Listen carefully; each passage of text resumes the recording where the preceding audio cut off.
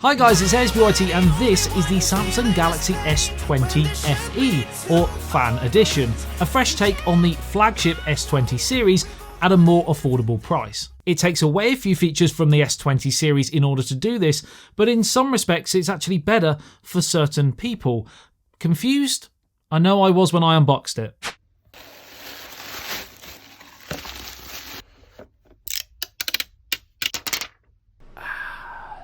Satisfied. It's got some really great features, but also some limitations, as you'll see, and for a few key reasons, it's left me feeling a little bit like, why? Let's talk. So the S20 FE feels to me like it's everything Samsung tried to do with the standard Note 20, but this time they got the price right. The FE starts from just $599 as opposed to the $849 of the standard Note 20, so straight away it becomes more interesting. In order to achieve this lower price, it does of course scale back on a few features, but in some regions, for some people, it actually outperforms the most premium, most expensive S20 Ultra flagship from February at a much lower cost. I am of course referring to the fact that the 5G version of the FE is rocking the Qualcomm Snapdragon 865 everywhere this phone is available. So even in regions that are used to the Exynos chips, Europe for example, you will be getting the Snapdragon version if you buy the 5G variant. Hallelujah! With that, according to benchmark comparisons, you will get around 7% performance boost compared to the Exynos 990, and most importantly, from my point of view, better battery efficiency. So you will get more juice from the same 4500 mAh battery cell that's in the Note 20 Ultra if you have an Exynos version of this phone. And even though it's not huge, I have noticed the difference. I'm sometimes gaining up to an extra hour of screen on time with the FE over the Note 20 Ultra. Staying on battery, you get 25 watts fast charging, 15 watts fast wireless charging, and 4.5 watts reverse wireless charging, which is a nice touch at this price point. Now, the Qualcomm 5G version that I've got here will set you back around an extra £100 than the 4G Exynos version that you could also get. So that is a dilemma that you will have to decide upon. For me, if you have the extra £100 floating around, then I would definitely put it to good use and get the 5G Snapdragon version. It's a no-brainer, even if you're just future-proofing. But equally, I appreciate that in the current climate, times are hard for a lot of us, and if you do decide to go down the 4G Exynos route, then rest assured you'll still be getting a really good performing device and it will work brilliantly for most people.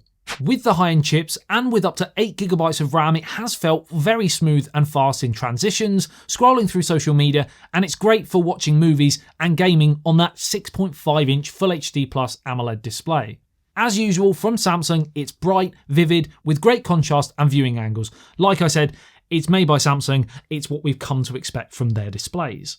But we also get the 120Hz refresh and 240Hz touch sampling rates that is all the hype these days on smartphones, that was actually missing on the standard Note 20, that was more expensive than this. You're probably starting to see a pattern of confusion here as to where this phone lies in the market, but more on that in a second. Now, the display is flat, which is a plus for some, and the bezels, although larger than the slight curves of the original S20 series phones, are pretty small, and the viewing experience is still pretty great, with only the 32-megapixel front camera cutout blocking true immersion. Now yes, you don't get the option of going Quad HD like you do on the Note 20 Ultra or the rest of the S20 series phones, but because you can't go Quad HD and higher refresh rate at the same time, you have to choose one or the other, I don't think it's a massive problem because I would always go higher refresh rate over the Quad HD in the first place. So you're not really losing a lot there in my opinion. You're also, even though there are limitations, are not going to be losing out a massive amount on the camera department either from the more expensive flagship Samsung phones. In my opinion, these subtle changes, which we'll touch on in a second, probably wouldn't be deal breakers for you. Samsung cameras have changed over the last couple of years, don't get me wrong, but if you were to take the same photo on all of their main devices in that time, I don't think many people would actually be able to pick out every individual model of which took what. Samsung have a style, a look, if you will, that's very social media friendly, eye-catching, with saturated colours, nice contrast, and good shot options of zoom and ultra-wide, and this all rings true with the FE. The 12 megapixel primary, 12 megapixel ultra wide and 8 megapixel telephoto lenses still give you great options to snap the shots you want. And yes, we lose the high 64 and 108 megapixel modes and the ridiculous massive zoom capabilities of some of the higher end flagships, but in a broad sense, it definitely feels good enough. 3 times optical zoom is more than enough for most people to zoom in slightly and frame the shot you want without losing any detail. And 30 times digital zoom will still get you really close to objects in the distance. And as I said in my Note 20 Ultra review video, I don't really use the 108 megapixel mode that much anyway, for numerous different reasons which you can touch on in that video. So I don't really feel that that's necessarily a negative using the 12 megapixel primary sensor on here, because I kind of use a similar thing on this one anyway. You don't get 8K video on the FE if that's important to you. I love playing around with it on the S20 Ultra and on the Note 20 Ultra, but I wouldn't say that the developments in 8K on smartphones is necessarily something I would buy a phone for. It's just a nice touch. So again, it may be a deal breaker, it may not be. So on the whole, the camera is pretty decent. So what are my main issues with this phone? Why is its existence so confusing? And if you're enjoying this video so far, a sub would be awesome. Here's the problem. Samsung with the FE have completely muddied the waters even further and made their line of phones even more confusing, as if it wasn't confusing enough already. Samsung, and they're not alone in this, Xiaomi, Oppo, Huawei, the list goes on, they all do a very similar thing. They flood the market with lots of phones that are all incredibly similar, completely baffling the consumer, you guys, as to what phone you should actually get. And the naming schemes, I mean, with the S10 series, they introduced the E, or budget model, and then the following January they released the S10 Lite and the Note 10 Lite, which were also budget models in that sort of area. Very similar. And then with the Note 20 range, they had the Note 20 Ultra and then just a standard Note 20, which was another budget-ish version, similar to the light versions of the Note 10 and S10. And now they've introduced an FE model, which again is all around that sort of area. Confused? Yeah. Well, I would be. This FE phone is incredibly similar to the standard Note 20, which was released just a couple of months ago. They both have a plastic back, but the FE only has Gorilla Glass 3 on the front to the 5 on the Note, but the FE is much cheaper and outperforms the Note if you get the Qualcomm FE variant here in the UK. And then you've got the A series of phones, which are also mid-range and also are very similar, and I'm sure that's just hurting your head as much as it is mine at this point.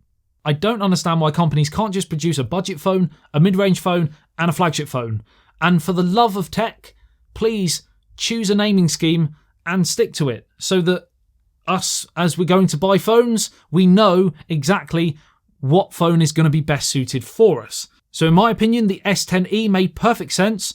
There should have been an S20e and a Note 20e, and then you would have known exactly where you stood when it came to that device. Same would apply to the Lite naming of the device, but don't change it a year after introducing the E, and then just drop both of them and have a standard version. Rant over. There must be a reason why they do it, because, like I said, most manufacturers do tend to do this. I just can't fathom it off the top of my head, and I know you guys in the comments, a lot of you think the same. So overall, this phone is pretty compelling. Snapdragon 865, 120Hz AMOLED display, stereo speakers, IP68 rated, competent camera array, the same Samsung One UI software experience as the flagships, and you do get an all-day battery. It is made of plastic on the rear, and the front glass is not the latest in Gorilla Glass technology, but the aluminium frame and super clicky buttons still make it feel fairly premium. I don't get why they didn't introduce it back in February with the rest of the S20 line, but if you don't mind Glastic or plastic back, then it's a pretty great device for the money, and it's definitely better, in my opinion, than the standard Note 20 if you don't use a stylus, because it's basically the same phone, it's just cheaper, and you get the Snapdragon chip, which if you're from a region that usually has Exynos, I know a lot of you guys have been craving the Qualcomm goodness. So now you have it. No more complaining. Neato! I think we're done. I think, can you think of anything else? If you can, Let me know in the comments. Like and share if you enjoyed the video and found it helpful. Subscribe and hit the notification bell if you are new to the channel, because I do tech every single, not every day. I've got a wife and kids, I can't possibly. A fair amount of videos weekly. I'll love you and leave you. I'll see you in the next one. Thanks for your 2. Peace out. Do just what you want.